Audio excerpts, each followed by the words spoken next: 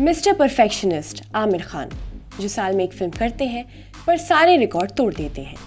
हाल ही में चौथे रेड सी international film festival में आमिर खान को लाइफ टाइम अचीवमेंट अवार्ड से नवाजा गया। आदाब, आप देख रहे हैं आवाज़ द वॉइस और मैं हूँ आपके साथ अमीना माजिद। आमिर खान अपनी फिल्में जैसे लगान, 3 इडियट्स, दंगल जैसी सुपरहिट फिल्मों के लिए जाने जाते हैं और अब तो उनके बेटे ने भी एक्टिंग में अपना करियर की शुरुआत कर दी है। आमिर खान को बहुत से अवार्ड्स मिले हैं, लेकिन रेड सी की तरफ से लाइफ टाइम अचीवमेंट अवार्ड मिलना एक बहुत बड़ी बात है। मशहूर अमेरिकी एक्ट्रेस ईवा ने आमिर खान को सम्मानित करते हुए कहा कि वो उनकी फिल्मों की ज़बरदस्त प्रशंसक रही हैं। उन्होंने कहा कि आमिर खान ने भारतीय सिनेमा को नई परिभाषा और पहचान दी है और भारतीय सिनेमा को विश्व स्तर पर पहुंचने में आमिर खान का बहुत बड़ा योगदान है।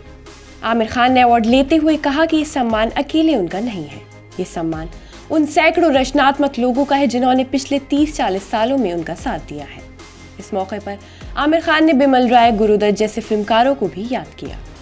अपने आने वाले प्रोजेक्ट्स के बारे में बात करते हुए आमिर खान ने बताया कि अभी वो तारे ज़बी पर फिल्म के सीक्वल में काम कर रहे हैं। ये फिल्म एक तरह से कॉमेडी होगी। अपने प्रोडक्शन हाउस का जिक्र करते हुए उन्होंने कहा कि प्रोडक्शन हाउस देश के नौजवानों के लिए आने वाले वक्त में काम करेगा।